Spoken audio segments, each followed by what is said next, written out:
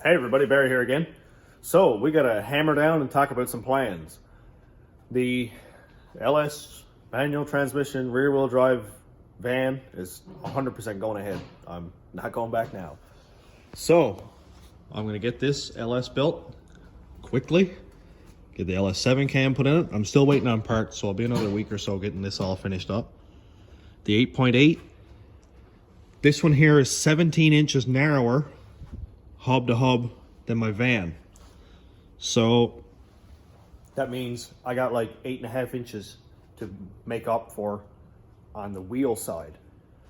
I do have another rear end that's wider than this one. That will only be like 5 inches narrower on the wheelbase on each side. So I might use that one instead of an 02 or 01 Ford pickup. And I'll just throw the LSD and 355 gears in that and it'll be done.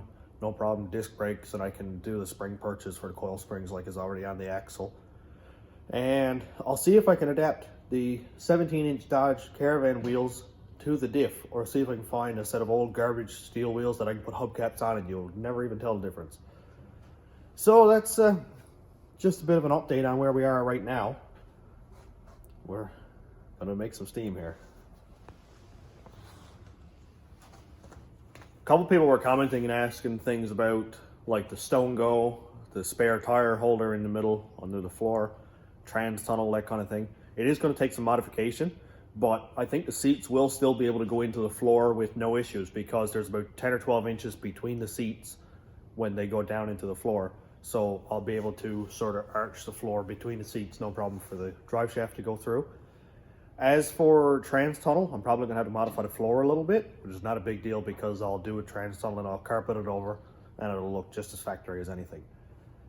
Looks like the engine is gonna sit perfectly fine under the hood, and I think I'll still be able to use the rad electric fans because this doesn't have a clutch fan set up, it's electric fans. So we're not losing 8-10 inches of space there for fans anyway. So I'll move that engine as far forward as I can, modify the drive shaft for it. If it's only a couple inches in the difference, I might be able to move the engine back and forth just that little bit to make my drive shaft work that I have now, because the rat rod is 115-inch wheelbase, and I think the van is like 121-ish. So depending on where the engine sits in relation to the wheelbase, I might be able to move it back some and make up that space, but we'll see. Now as for the engine side, I have it completely painted, ready to reassemble. It's all clean inside. All I got to do is stab the crank back in it, do my rods and pistons. If I can come up with a set of scales, I'll balance these. If not, they'll go in like they are. There's no big deal if they're not balanced. It's just kind of nice to have it that little bit extra done. Still going to gap the rings because I am planning on putting a turbo on the van. And my LS7 cam is ready to go in. I'm just waiting on the 1X cam sensor gear so I can put the cam sensor up here because the LS7 does not have a rear cam sensor spot on it. Doesn't have it. There's nothing, just lobe. So it's not going to work with the rear cam sensor.